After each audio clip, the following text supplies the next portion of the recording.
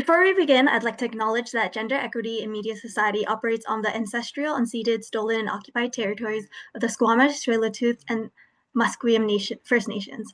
On behalf of the GEM staff and board, I would like to express our sincere gratitude to the Indigenous custodians of these lands and pay our respects to their ancestors. We are grateful for the teachings they provide, the patience they exercise, and for the opportunities they provide us to share and engage with our art and culture.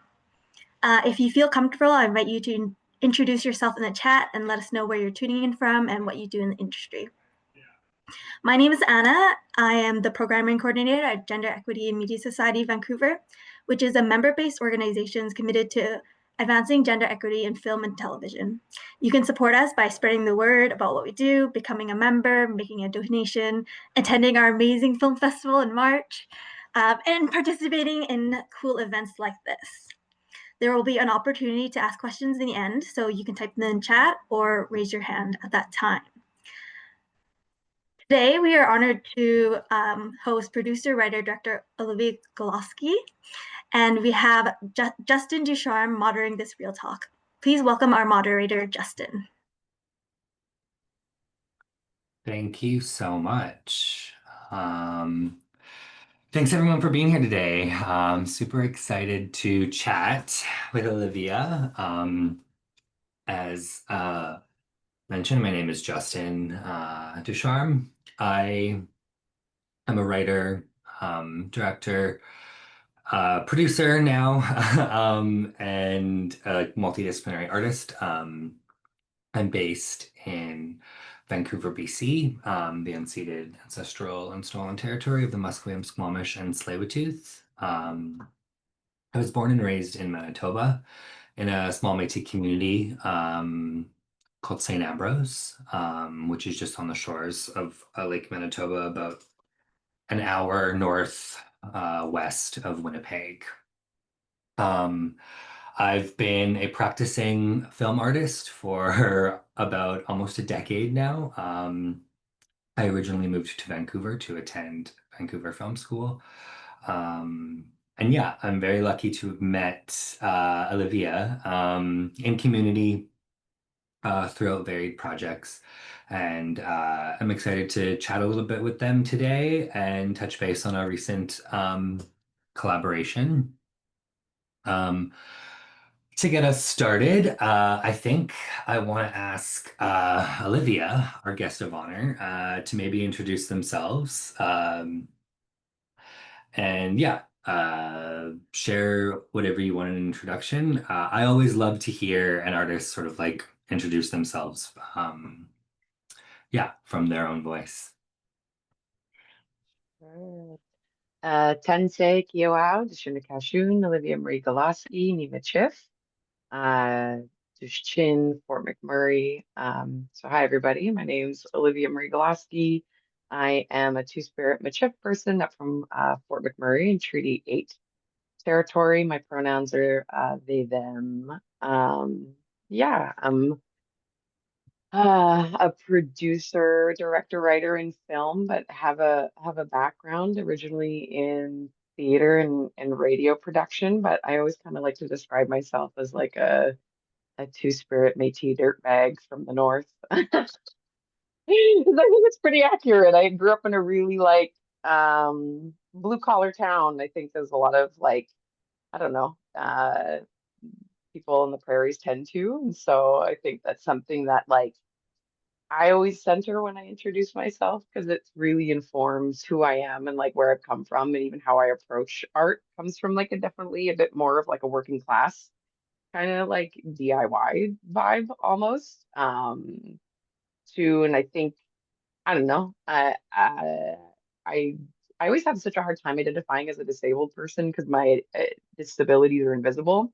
But I think that also comes like that was always such like a thing within like a blue collar kind of household, and like a Métis household is just things were inherently accessible. So that wasn't necessarily something we had to like talk about or like bring to the forefront and like use it as an identifier.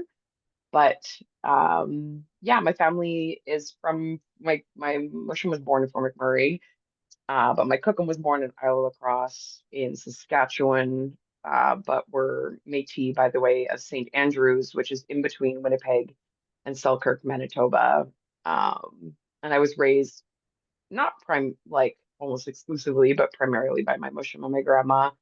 So that's really informed a lot of like my being and like worldview kind of stuff. And obviously, I have European descent as well as Syrian from my dad's side. But yeah, that's me. And I live out here in Vancouver too. Sweet. Thank you so much. I something I like to ask when speaking to folks sort of in this capacity, and I really appreciate you touching on sort of the all the things that maybe make or supplement, I guess, your practice as an artist. I always love to hear like someone's film origin story, I guess, like Mm, what got you into film and like your sort of journey into the industry and what that sort of looked like. Yeah, if you want to share a little bit about that. for sure. Because I had originally started out in theater, so that was kind of like my first love. Like two of my aunts were like professional like theater actors, and so growing up, Right. I would like see them and stuff. And was involved in like a technician, and I went and did my undergrad at the University of Calgary, and I spent a lot of time. I was like a drama major, did my degree in theater production, and always was had like this fascination with film, but it seemed like such like this really intricate like beast that I couldn't really like I didn't have a way in and there was no real like tangible like there just didn't seem anything that was like tangible to like access it. Um and then um is it Dana Danger had posted about the Body Remembers when the world broke open was having like an Indigenous mentorship program and I was like I was like I've always wanted to work in film but I was like, "Oh, who knows? Fuck it, I'll just apply for it and see where that goes, kind of thing." And I got in as one of the Indigenous mentees, as a producing mentee under Tyler Hagen and Lori Lazinski. And I think it not only like made me fall in love with film, but made me fall in love with what film could be. Because I think that the way that movie was made and the subsequent productions, television shows, reality TV shows, films that I've been on since then, I feel like it's always been a bit like of a North Star that I'm like, oh, but can we get back to that? Because it was such a like special way of creating. Um, and I'd also worked in like music and radio production too. And I think that there's like, I don't know, there was something about film that I was like, oh, once you like learn the language and maybe understand the tools and stuff, like it can be really accessible. But yeah, it's I think that's kind of always like, and I've always loved films growing up. Like my mom canceled cable when in the year 2000 when Survivor came out. She was like literally convinced it was the end of humanity. That she was like, "Top, got rid of cable for us," and then so we just would go to like All-Star Video in McMurray and just like rent VHSs that like nauseum kind of thing. And a lot of it was anime, but there was still like quite a bit of film in there. Um, and I worked at I don't this is worked at the public library back home and we had a pretty like extensive like DVD and like collection. And I actually have a really vivid memory of sitting on my couch on like a Friday night and I had taken out and I didn't even know what either of them were about, but I took out Deer Hunter and Taxi Driver and watched them both back to back in one night and was just like, and I'd never seen like movies like that because my dad was really into sci-fi, and so that was like a such a thing that we were like inundated with, and my mom was a bit more like really like tender 90s feminist films kind of things. So then like all of a sudden seeing movies like I was like, oh God, that's a thing. Um, and always felt like it was something that I kind of was like maybe seeking in other ways. But yeah. I relate to that so much as like also growing up in a like small town in the prairies. I feel like I got so much early like cinematic, I don't know, like experiences, knowledge, like teaching from my mom just like renting me movies from the Yeah. Yeah, library in yeah. Portage. And she was so I don't know if she just didn't like look into things. I mean, she was very busy, three children and very young, and like, but she would Hmm. rent me like literally anything sort of similar to what you're saying. Like, I think I experienced some of my like earliest queer cinema from like Don Ross to like Gregor Araki Oh, wow. from my mom like renting me stuff from the library. Yeah, yeah, yeah. So the public library is, yeah, And they don't believe in necessary. censorship. So you, Yeah. yeah, they're like, yeah, you're 10. Sure, take it Yeah. home. For real. I love what you shared around your experience, I guess, with The Body Remembers. And Mhm. I feel like that, potentially from hearing you speak just now, I think that experience probably speaks um, really directly to your short film Mhm. that just recently screened at Imaginative, Pikiwe, which I'm not sure if how many viewers here have had the privilege of seeing the short film, but it is a deeply like felt, emotional, vulnerable piece of art. And I was texting you earlier because I'd rewatched it before we came on the call. And I don't know, I'm interested in talking with you about there's such a poetic nature to the way you handle the subject matter in that film. And I'm interested, I guess, to hear about maybe even your process as a writer. Mhm. Because I found there to be, I don't know, such tangible like prose visible in that work that is like really I don't know, really sucks you in. And I know you spoke about, anime being a big thing in your childhood. Pikiwe is an animated film. And I feel like I can see I don't know, references in there. That may be a Mhm. really big big question to I ask, but was uh trying to track the questions in my mind. I'll nail it down. I guess I'm just curious to hear about your work as a writer and like Mm. maybe even your relationship to vulnerability as a writer, Yeah. as a filmmaker, as an artist. Yeah, yeah, yeah, yeah, yeah. Yeah, I'll answer the first question first. So process as a writer, I actually originally started out as a playwright. Like I have a couple of plays that I wrote and got produced when I lived in Calgary. Um, but it's kind of like twofold things. It's like when I was in my undergrad, the stuff that because I did it like because the program I was in wasn't a conservatory program, so I mainly focused in production. But then I took playwriting classes, and you'd have to take a lot of like drama theory classes. And we had this really incredible professor, and of course I'm going to forget her last name, but her first name was Penny, and she just really was like she taught us contemporary drama.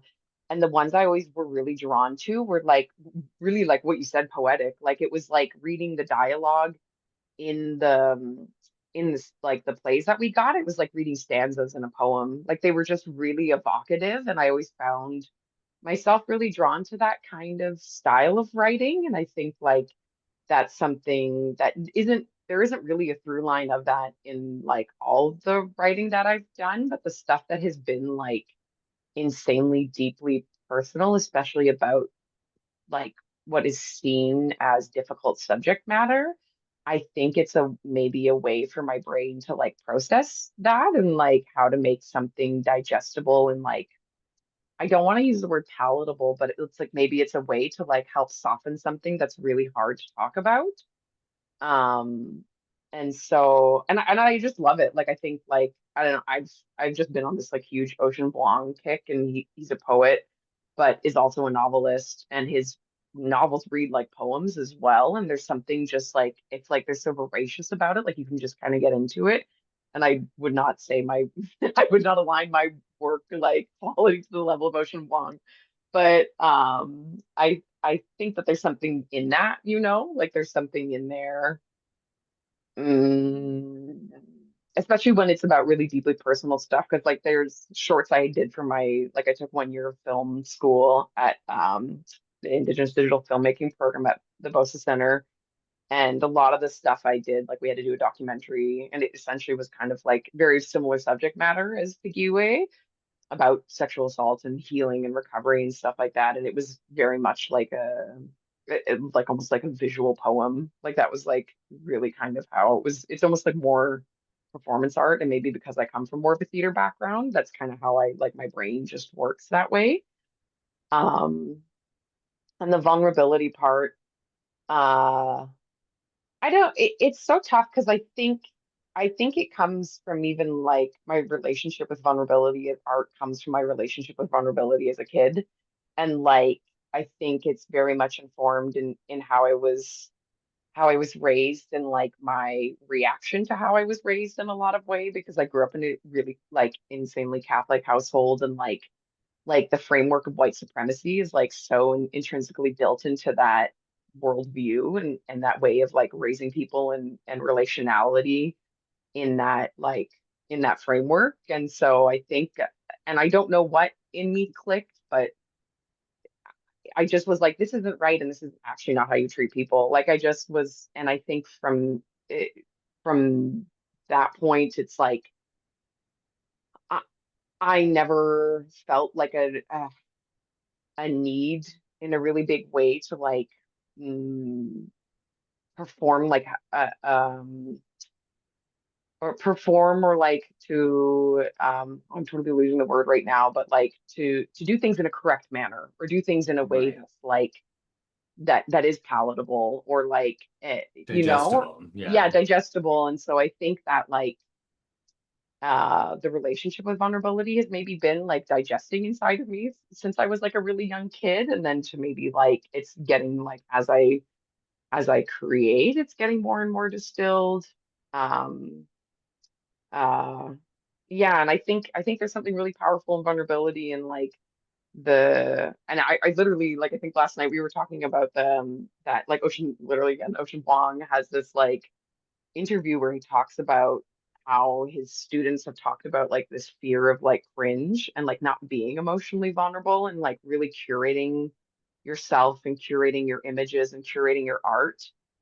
And I think that there's something that's like in me, and when I hear that that's like so intrinsically tied to like capitalism, and it's like and Mm. like how we present ourselves as artists. Oh, and then and maybe this is I can't even speak of other people and I should just speak for myself, but it's like I I think when I go about creating art, I always think of my like one mentor I had, Majdi, and I'm also blanking on his last name.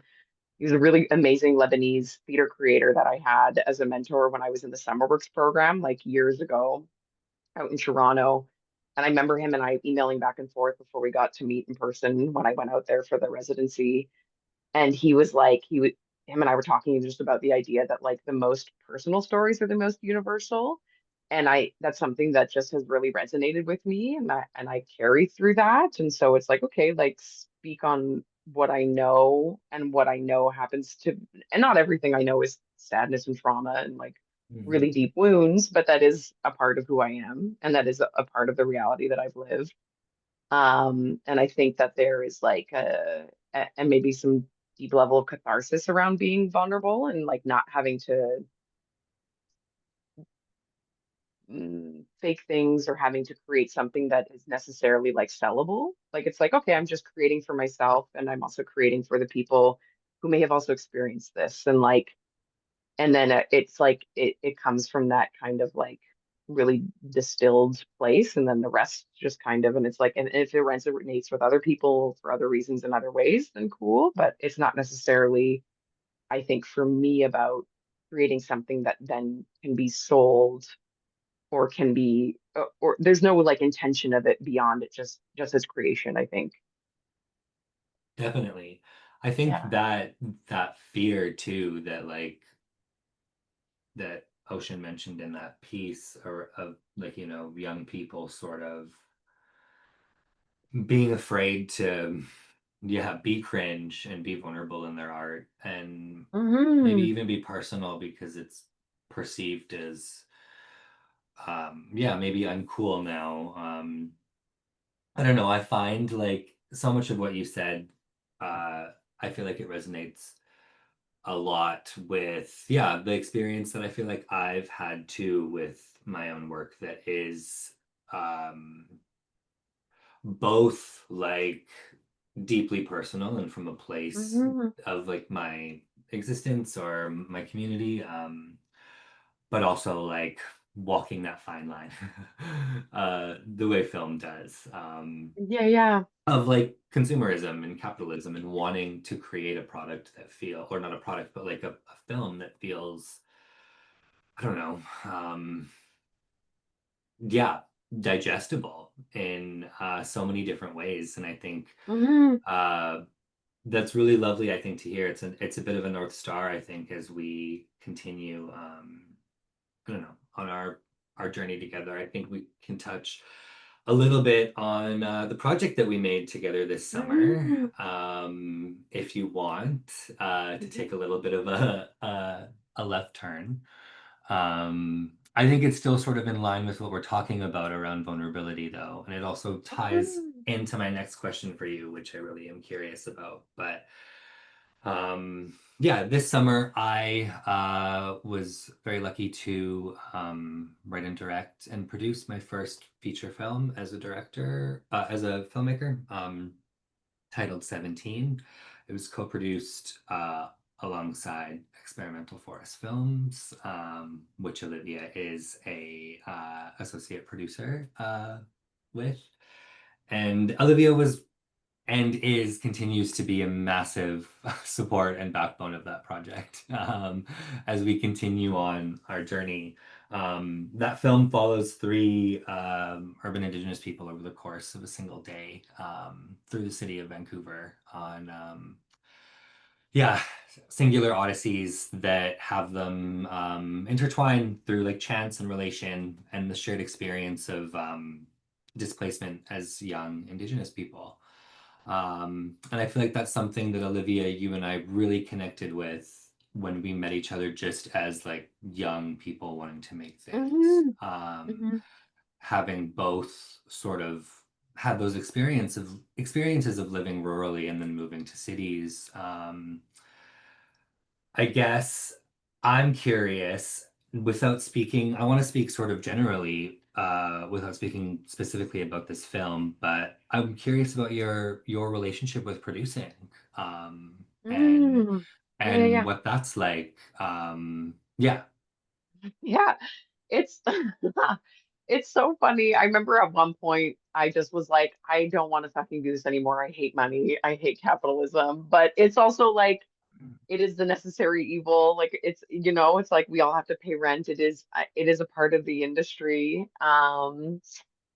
So I think I don't know, I kind of took like I took a bit of a hot break from it for a while, like after I did The Body Remembers, and then was the in the producing thing. I ended up moving back home um to Alberta for a bit and then eventually came back out to Vancouver. But I kind of, yeah, I took a bit of a pause from producing because I was having a really challenging time, I think, trying to like reconcile my like my politics with my art and like how do those like how do we like narrow the gap between those two things. And I think in talking with Tyler, who's a friend and a mentor, and also my boss at Experimental Forest, like I think one of the conversations we had was around like it's like understanding the system and knowing how to like it, make it work for you, right? And I think because I'm very aware of what I look like I look like the poster child for Irish immigration, and even though I like I am Métis and like also like Syrian on my dad's side of the family and stuff, and like I hold these realities and that is my family. I have an insane amount of privilege, and I think it's like I owe too much to my community to then not like. It's like, okay, this is a responsibility. Actually, it's a responsibility, and I like know how to do this. I actually want to do it. And I think it's really important that I can like occupy and take up space in certain ways that maybe would be more difficult for other people in our community who are like more visibly Indigenous, right? And so Mm. I think that's something that I kind of was like, okay, this is something that I think really like maybe lit a fire under my ass and wanting to get into it a bit more in that way because I was like, okay, like use it, right? I got it. So let's use this and try to make it easier for a lot of people and try to like figure out ways to make the process not as like dehumanizing as it can be sometimes. And Mhm. so it's like learning the stuff I learned from like watching Tyler and Almaya and Lori and Kathleen and how they set up stuff and the body remembers and trying to like emulate that. And then just also the stuff I knew from like, I don't know how I just like want to be in the world and how I want to treat people and like trying to incorporate a lot of things that I had like seen along the way of being like, okay, that's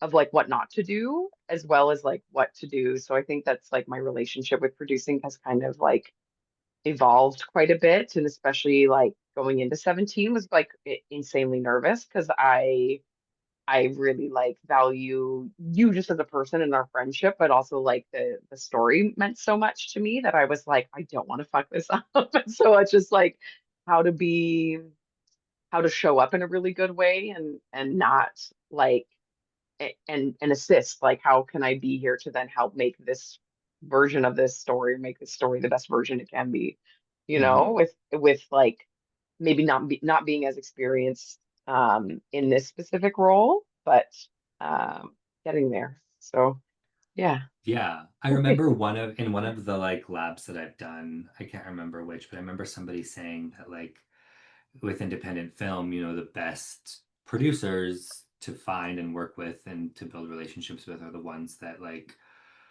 yeah, have an understanding and an experience on that business side of things, but also want to be conduits for stories, like what we've been talking about, you know, stories that come from lived experience or from vulnerabilities that are like, yeah, have that potential to change or inspire, much like the body remembers did for you.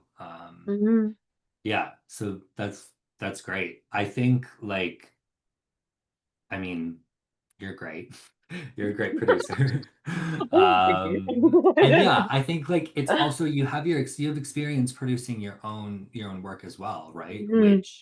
Which I think in my limited experience with that now, I think is so helpful and such a massive learning experience. It's also like a crutch that I think many Indigenous people find themselves in, having to sort of produce your own work. Yeah, yeah, for real. Um, but I don't know. I think your the elements that I see present in your work as a filmmaker and in just yourself as a human, I feel like carry over into that work so importantly.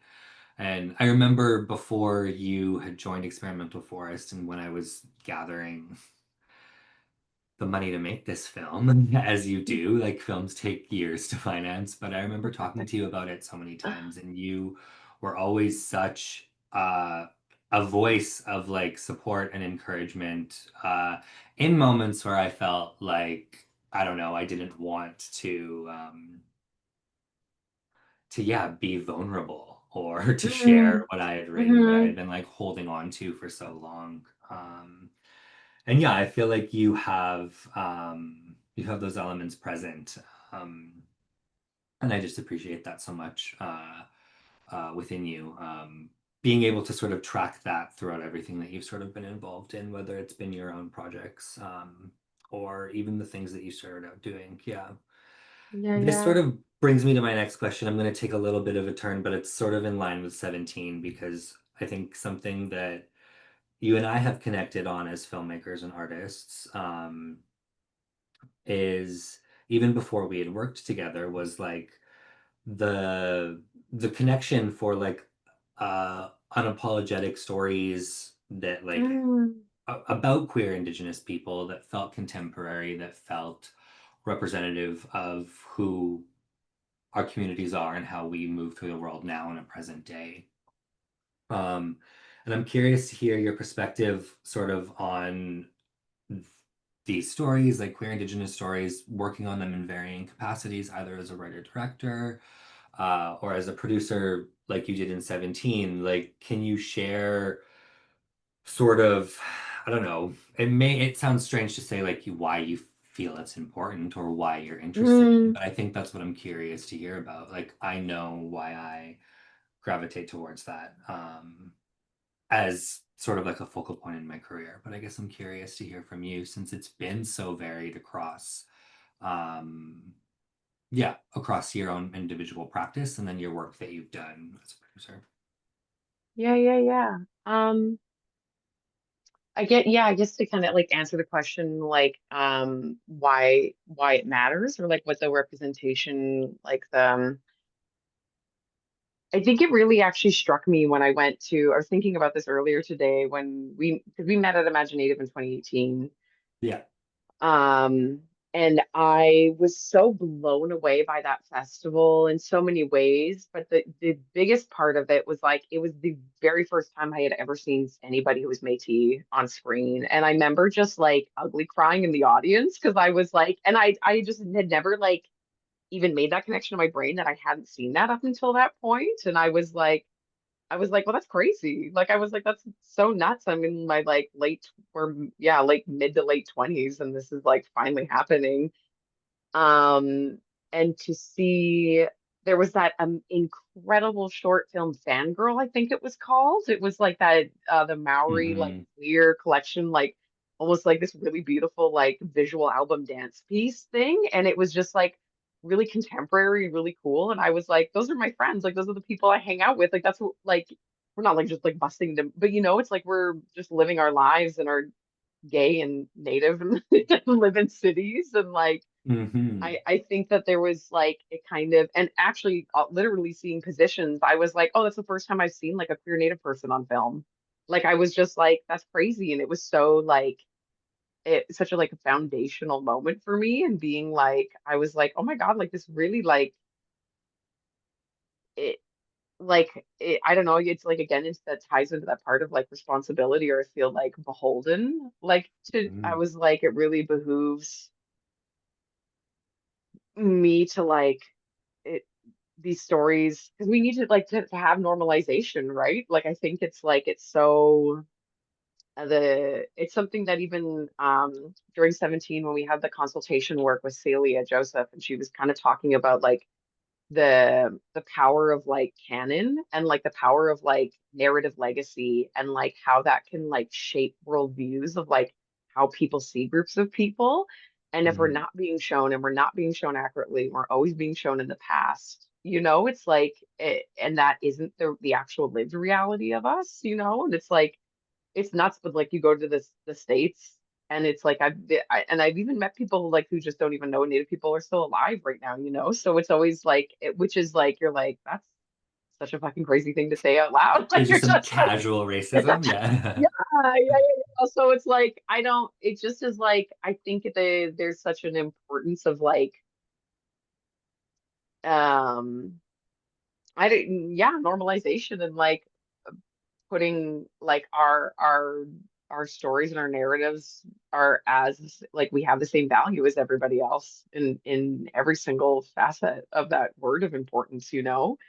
And so I think like um and like and then you distill it maybe even more to another level of like queer indigenous stories and like the folks so like the Two Spirit and the Indigent queers, like there's so much erasure of us within our own communities and Hmm. within the like narratives at large even outside of our communities that I think like it's like I I don't know. I'm like speechless about it, you know, like I just am like, okay, well then like how do we change that? How do we course correct? How do we pivot from that? And I think that's really helps that's like a really huge motivation for me and wanting to like bring those stories forward and I like Hmm. in a producing sense and like how I come to like really feel like and want to like support things with my like full chest, you know, and I think in for my own stuff I was like, oh, like would it be so magical for like another queer closeted like native person in Fort McMurray to see themselves at a younger age, right? Like how great Hmm. would that be, you know, like years down the road and then they're like, oh, I'm gay and native from Fort McMurray and that's me, you know, like and something that I was never like afforded or gifted as a youth. So I think that's something that I like. I think of the like the folks in my community back home, you know, because it's I think sometimes there's a bit of a cognitive dissonance of what it's like in the cities, like in the cities versus what it's like living in smaller towns too. It's like there's still a bit of a world of difference when it comes to like, I don't know, even safety of living as a visibly queer person. 100%. Yeah. It's interesting too. I feel like my experience, like you mentioned sort of this erasure, and I feel like, cinema over history has been such a powerful tool in so many moments, and has, is responsible, I think, at the end of the day for shaping a lot of sort of Hmm. expectation and assumption about specific groups of people. I think that was always my um, sort of call as an artist making work about my experience as as a sex worker. I felt like I'd grown up watching so much film, and even like in my early 20s when I was really active in watching cinema, that was just horrifying, and Hmm. horrifying representation for people in the sex trade industry. And yeah, you think about Indigenous representation in cinema over history, and then you look at yeah, queer Indigenous stories. And I don't know, I remember when I started writing and making work, I really had to go, unfortunately, I had to go into like the archive, like colonial archive, to sort of Hmm. find things that I could reference by artists who were making work. And yeah, they were like both community archives and like larger ones, but I think it just shows, um, I don't know what you're saying, like that necessity to bring those stories forward. Yeah, that's great. I'm curious, in your own sort of career, I know you have a couple of things that you are working on. Do you feel comfortable sharing anything about what you're Sure. working on sort of yourself as a writer, director? For sure, for sure. So I kind of have this. I have a hard time talking about my own work. I feel you. I Um, feel you. Yeah. yeah, yeah. Um, I have a feature, like a narrative feature that I'm in the process of developing right now. That I have just a first draft, a very rough first draft of, and I actually just got into I think it's pronounced Lena residency on Galiano Island. So it's like a self-directed residency. I'm going to take a week and try and get a second draft out and end with like a table read for that. And it's like a queer, like dark romantic comedy road trip movie about these two queer Michif best friends who are kind of in love with each other, and from Fort McMurray to Edmonton kind of thing. But so there's that. And then I actually got into Audible, like not this year, but the previous year, I was in the Audible Indigenous Writers Circle Yes. program, and I wrote a first draft of a sci-fi that I'm not the biggest fan of, but I like I like the like bones of it, but it just needs a lot of work. It's tough to write a first draft of a film in a very short period of time and like what comes out. So Oh yeah. um yeah. Yeah, so I had those, and that one's about I've always been fascinated with the idea of like who would stay, like if there was like a mass exodus from like the earth for whatever, like a climate crisis or something, and then there was this like whoever's left, this mass exodus to space. And I was like, oh, I wonder like if there was like a ton of people from our community who were like, nah, and stayed, and like what that actually would like look like. And it Hmm. follows these like two siblings who decided to stay, and like the like fallout of that with their family and all that. So um it kind of set in like a not so like far just like future kind of thing. And then two short films that I'm hoping to kind of make in there. Amazing. What's the name of your feature that you're developing, if you don't mind me asking? It's called Rhinestone Cowboy is the name of it. Rhinestone Cowboy is very heavily country music influenced and inspired. I'm if I could get Iconic. Glenn Campbell to give me that song, if I could get Glenn Campbell. Let's put that out there in the universe. You never Yes. know. Yeah. Yeah, Let's very manifest true. that clearance.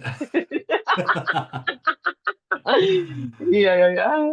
Well, that's a great title. I look forward to hearing more about that project as you continue like writing it in the residency. I agree with you though. I feel I've done sort of those condensed writing residencies before, and I remember early on, I felt like I put so much pressure on myself to like Yeah.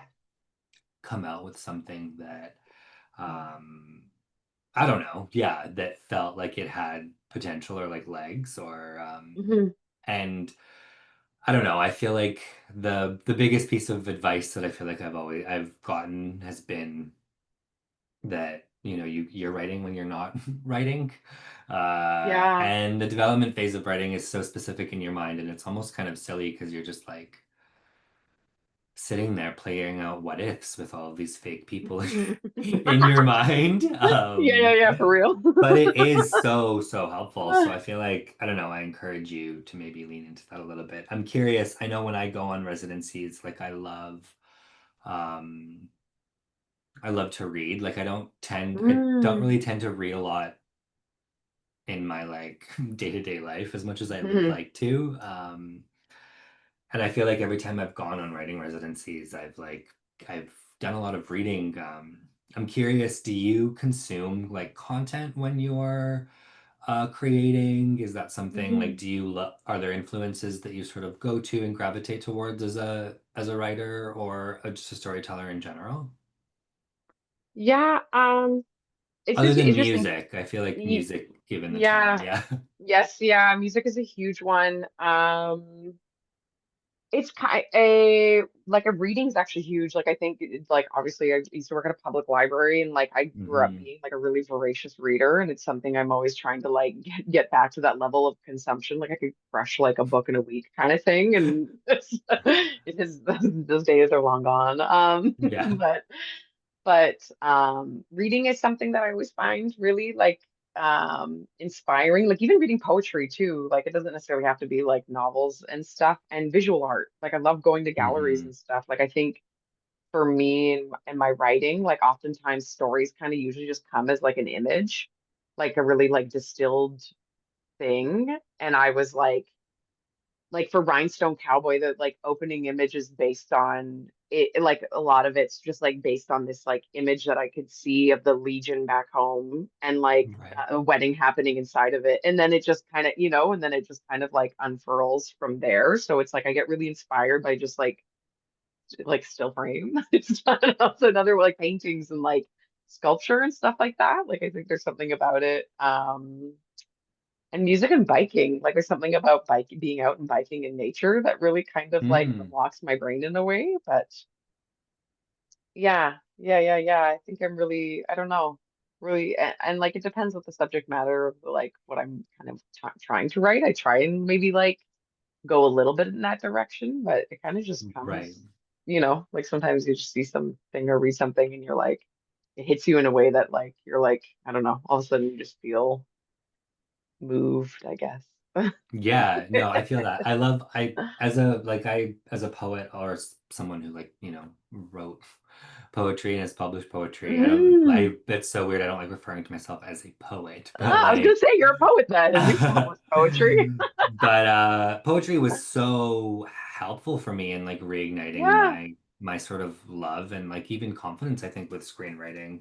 I had a mentor Hmm. uh, who was a poetry mentor really like in my early 20s who really taught me about sort of the interconnection between practice and the difference of like writing something like just like Mm. free post poetry. Screenwriting is obviously so structured and it's a beast within itself, but Yeah. poetry I think is a really great medium to like get you out of that structure Yeah. and yeah, remind you that like, I don't know.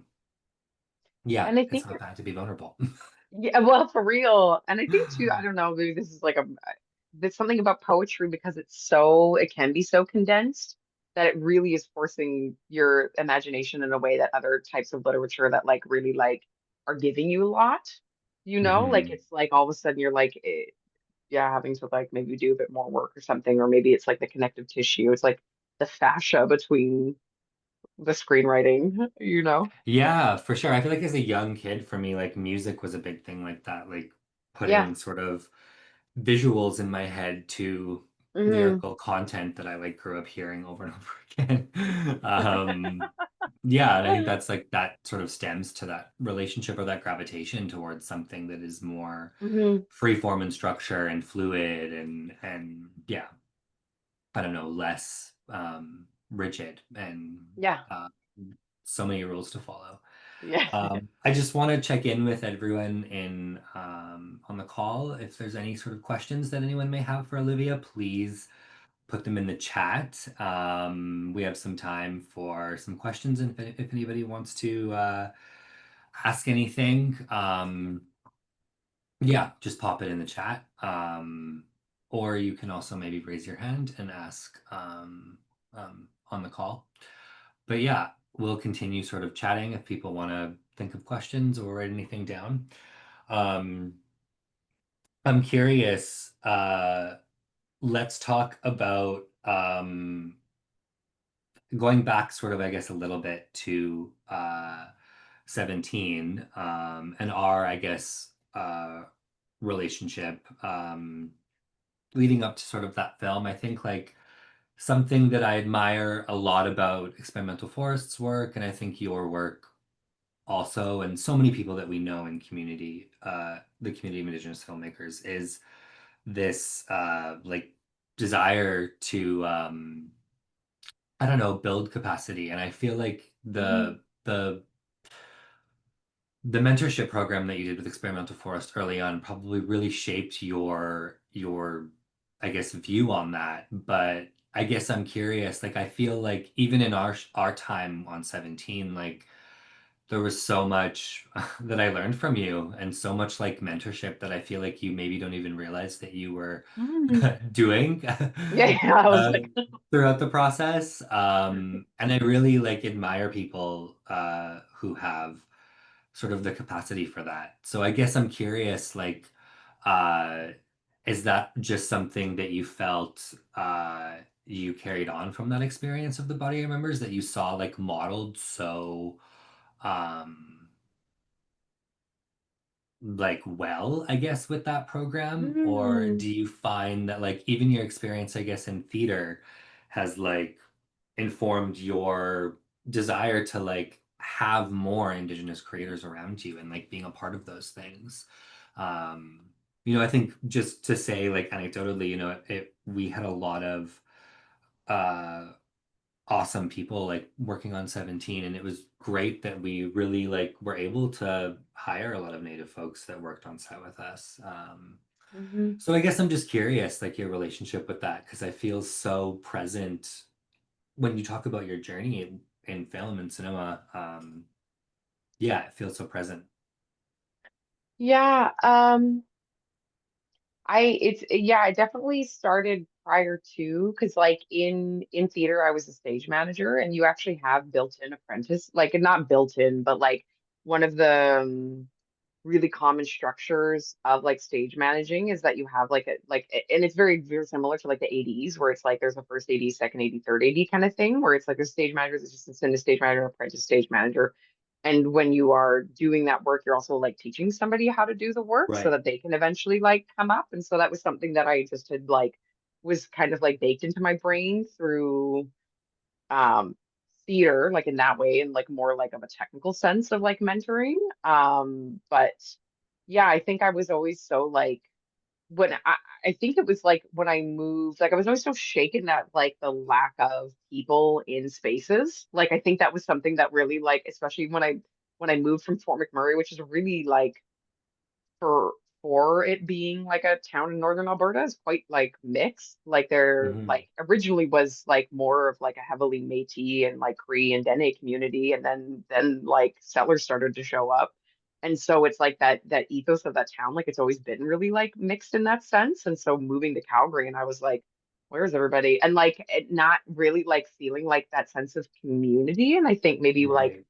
having that desire in myself, and it's like maybe that like a bit of like build it and they will come kind of like Hmm. mentality a bit too of like then like okay well then like let's create if people don't have capacity for accessibility reasons or like and even that means like financially like knowledge just literally feeling like safe enough to come into spaces, then how do we like build out, right? Like how do we just like push the walls aside a little bit or like but seeing it done in such an intentional and like really thoughtful way in the body remembers, I think was like really, really like it really impactful because it took it from not only like what I was learning in like a technical sense, but then like Hmm. infused it with this like such a like a deep ethos of like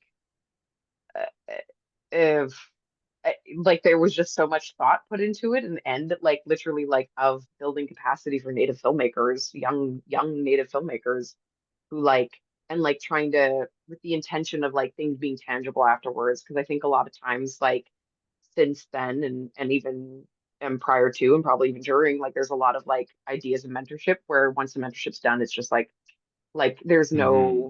no ability for like people to then tangibly like so then you get people all like amped up and it's like people are stoked and then all of a sudden it's just crickets afterwards. So I think that there's something about um like having sustainability within mentorships too. And I don't Right. yeah, I think I maybe got a little far from your question, but No, that makes so uh much sense. I think that yeah. that also, I think, like, I don't know, in my own sort of, I guess, experience, I think, and also sharing what you're like what you're saying around sort of sustainability, I think it's not always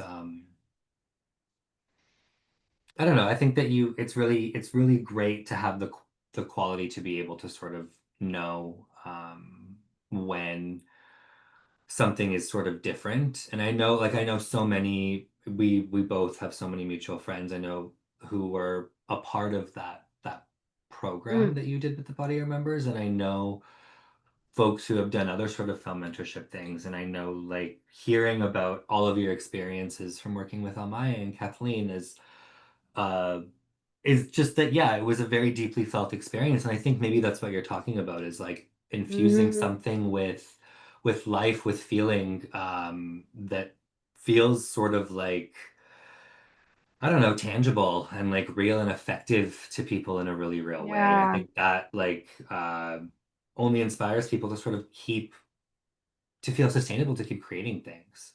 Literally, right? It can be so gatekeepy, like it can be so elitist and like really like Mhm. glass ceiling, even within communities sometimes, which is so heartbreaking, where it's like, now we experience this outside of community. Can like it's like Yeah.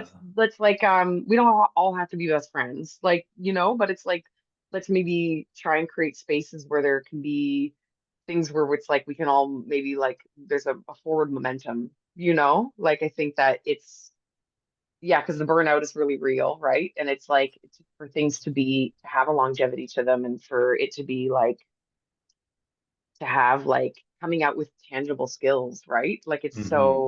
it's so necessary. And I think that that was like also something that was really modeled well in that mentorship was like things weren't super gatekeepy in any way, shape, or form. Like Lori and Tyler were like, yeah, you guys want to like for me as a producing mentee, they were like, yeah, we'll show you the budget. And like, like it wasn't, there was nothing ever being like withheld. And it's like, oh, well, you're just like the mentee, so you don't get to know what's going, Yeah. it's like none of that kind of like, which can, which I have like witnessed in occurring in other projects where it's just like there's like a really intense preciousness and like I don't know like the like secrecy of things can be like a currency or something, like it's very strange, it's very like all of a sudden like Yeah. high school is being recreated.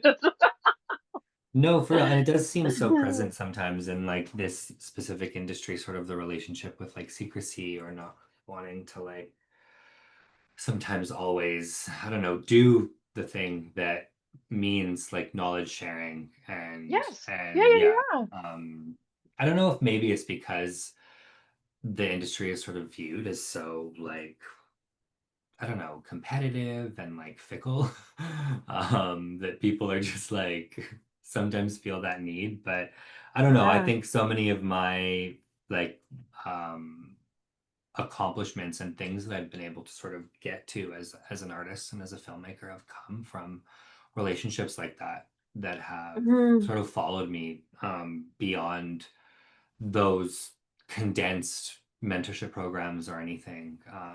Yeah, and I feel like that's sort of like how we sort of like fell into working with one another too, you know? Yeah, yeah, And yeah, to yeah, get yeah. that film over the finish line, it's like that feels tangible and yeah, I don't know, we have something to look forward to. Oh my God, amazing. We have a question in the chat from Icon Legend and Star, Carolina Martinez. Um, her mother would love to know what the biggest challenge of 17 Oh, was and geez. how you overcame it. Oh, that's a great question. That is a great question. Just kidding. Uh, yeah, why did you think of it, Justin? Yeah. Uh, uh, Gag. She's that was coming for my funny. gig. She's coming for my gig. Never answer the question, just laugh. What's was the biggest challenge? I did, it was my first time doing it. Like I honestly, and I felt so afraid and I felt so unsure of myself. I had such insane imposter syndrome and I was like every day came to work and I was like, I am a fuck up. Like I wish I hadn't been like that, but that was just there because I was like, and I felt like I couldn't maybe like take deep breaths and be like, oh, okay, like I'm doing this. I'm literally doing the hmm job. So like maybe take a hint that you can do it and like just like breathe and do it and just take things day by day. Like I feel like I maybe got into a bit of a rhythm like once we were closer to the end of it. But the first like couple weeks of prep, I was like, everybody's gonna know I'm a fraud.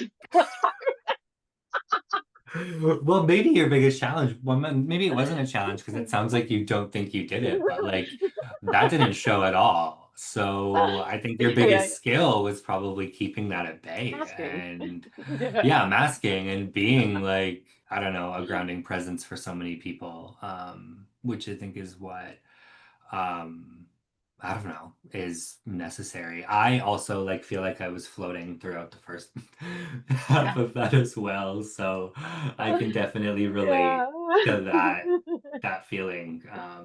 But I don't know, I think the only way sort of out is through, and I think that you modeled Yeah. really well like what I don't know, like how a first-time producer can sort of go about, especially in the areas that can sometimes be gray when we do things like that. You know, I feel like I wasn't afraid to admit that, yeah, that so much of it for me was a massive learning curve, and Mhm. the sheer scale of that film was unlike anything that I'd ever done before. So, Yeah. mm, Yeah. yeah.